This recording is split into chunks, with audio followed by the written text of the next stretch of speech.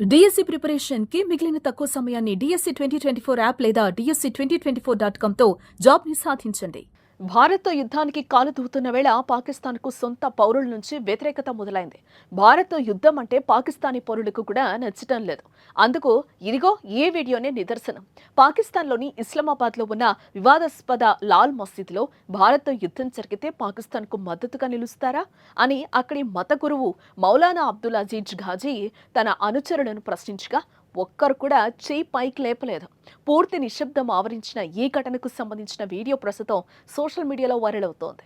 జమ్మూ కాశ్మీర్లోని పహల్గామ్లో జరిగిన ఉగ్రదాడిలో 26 మంది ప్రాణాలు కోల్పోయిన దాదాపు 2 వారాల తర్వాత ఈ పరిణామం జరిగింది. ఈ దాడి భారత్ పాకిస్తాన్ మధ్య ఉద్రిక్తతలను తీవ్ర స్థాయికి చేర్చింది. ఈ నేపథ్యంలో తీవ్రవాద భావజాలానికి ప్రభుత్వ వ్యతిరేక వైఖరికి కేంద్రంగా భావించే లాల్ మసీద్లో చోటు చేసుకున్న ఈ సంఘటన పాకిస్తాన్లోని అంతర్గత పరిస్థితులకు అద్దం పడుతోంది. లాల్ మసీద్లో విద్యార్థులు అనుచరులను ఉద్దేశించి ప్రసంగిస్తూ మౌలానా ఘాజీ, మిమ్మల్ని ప్రశ్న అడుగుతున్నాను, చెప్పండి. ఒకవేళ భారత్తో పాకిస్తాన్ యుద్ధం చేస్తే మీలో ఎంతమంది పాకిస్తాన్కు మద్దతుగా నిలిచి పోరాడతారు అని ప్రశ్నించారు. అయితే సమావేశంలో ఉన్న వారిలో ఎవరూ స్పందించలేదు. ఒక్కరు కూడా చేయి పైకి లేపలేదు. దీనిపై ఘాజీ స్పందిస్తూ అంటే మీకు తగినంత అవగాహన ఉందని అర్థం అని వ్యాఖ్యానించారు. అంతటితో ఆగకుండా పాకిస్తాన్ పాలనా వ్యవస్థపై ఘాజీ తీవ్ర విమర్శలు గుప్పించారు. నేడు పాకిస్తాన్లో అవిశ్వాస వ్యవస్థ ఉంది. ఇది క్రూరమైన పనికి రాని వ్యవస్థ. ఇది భారత్ కన్నా దారుణంగా ఉంది అని వ్యాఖ్యానించారు. బలూచిస్తాన్, ఖైబర్ పఖ్తూన్ఖ్వా ప్రాంతాల్లో జరుగుతున్న అణచివేతను ప్రస్తావిస్తూ పాకిస్తాన్ ప్రభుత్వం తన సొంత ప్రజలపైనే బాంబు దాడులు చేస్తోందని ఆరోపించారు. బలూచిస్తాన్లో ఏం జరిగింది? పాకిస్తాన్ అంతటా ఖైబర్ పఖ్తూన్ఖ్వాలలో వారు ఏం చేశారు? ఇవన్నీ దారుణాలు. ప్రభుత్వం సొంత పౌరులపైనే బాంబులు వేసింది అని ఘాజీ ఆగ్రహం వ్యక్తం చేశారు. లాల్ మసీద్లో రికార్డ్ చేసిన ఈ వీడియోను ప్రముఖ విశ్లేషకుడు హుస్సేన్ హక్కానీ సోషల్ మీడియాలో పంచుకోవడంతో ఇది కాస్త వైరల్గా మారింది. పాకిస్తాన్ సోషల్ మీడియాలో ఈ వీడియోపై తీవ్ర చర్చ జరుగుతోంది. పాకిస్తాన్లోని ప్రజల్లో పెరుగుతున్న నిరాశ, అసంతృప్తికి ఈ ఘటన నిదర్శనమని నిపుణులు విశ్లేషిస్తున్నారు. ఇది కేవలం అక్కడి పౌర సైనిక నాయకత్వంపైనే కాకుండా భారత్ పట్ల పాకిస్తాన్ అనుసరిస్తున్న సైద్ధాంతిక వైఖరిపై కూడా ప్రజల్లో నెలకొన్న భ్రమల తొలగింపును సూచిస్తోందని వారు అభిప్రాయపడుతున్నారు. ఒకప్పుడు భారత్కు వ్యతిరేకంగా తీవ్రవాద పిలుపులకు కేంద్రంగా ఉన్న లాల్ మసీద్లోనే యుద్ధానికి మద్దతు లభించకపోవడం పాకిస్తాన్లోని అంతర్గత వైరుధ్యాలు, విభేదాలు ఎంత లోతుగా పాతుకుపోయాయో తెలియజేస్తోందని చెప్తున్నారు. ఈ అంతర్గత అసమ్మతి ఇటీవల ఇస్లామాబాద్ ప్రదర్శిస్తున్న అణు హెచ్చరికలు, దౌత్యపరమైన ఆందోళనలు కలిసి పాకిస్తాన్ స్వదేశంలోనూ అంతర్జాతీయ వేదికపైన అనిశ్చిత స్థితిలో ఉందని సూచిస్తున్నాయి.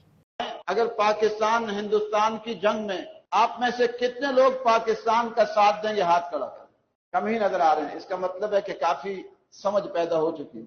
मसला यह है कि पाकिस्तान और हिंदुस्तान की जंग इस्लाम की जंग ही नहीं है। पाकिस्तान की जंग कौमियत की जंग है।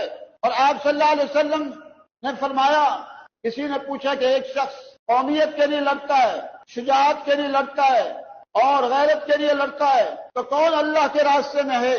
तो आपने उसका उसूल और ज़ाब्ता बताया, मन क़ातला लितकून कलिमतुल्लाहि हियल उलिया। फरमाया वो अल्लाह के रास्ते में जो इसलिए जिहाद करता है, क़िताल करता है कि अल्लाह का दीन सरबुलंद हो जाए। आज पाकिस्तान में जो कुफरिया निज़ाम है, जो जालिमाना निज़ाम है और जो फिस्क़ व फुजूर है, वो हिंदुस्तान से ज्यादा बढ़कर, हिंदुस्तान में इतना जुल्म नहीं है जितना पाकिस्तान में जुल्म है।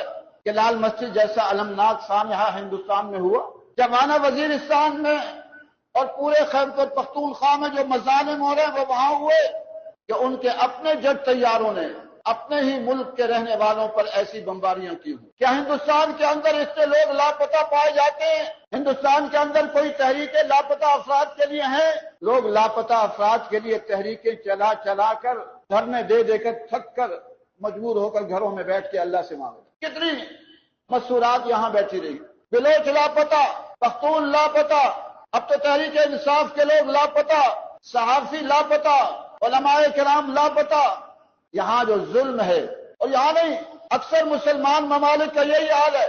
कुफरिया ममालिक में तो फिर भी किसी न किसी दर्जे में कोई मुजाहिरे की इजाजत दे देते। अब सऊदी अरब का हाल यह है कि सऊदी अरब के वहां के कितने उलमा ये फतवे दे रहे हैं, हरमैन के कितने उलमा फतवे दे रहे हैं कि इनकी इताअत होगी, हुक्मरानों की फलस्तीन का साथ नहीं दिया जाएगा। गलत फतवा है। कुरान और सुन्नत की तालीमात हमें ये कहती है तावनु अलल बिर्रि वत तक़वा वला तावनु अलल इस्मि वल उद्वान, कि नेकी और तकवा के कामों में ताउन होगा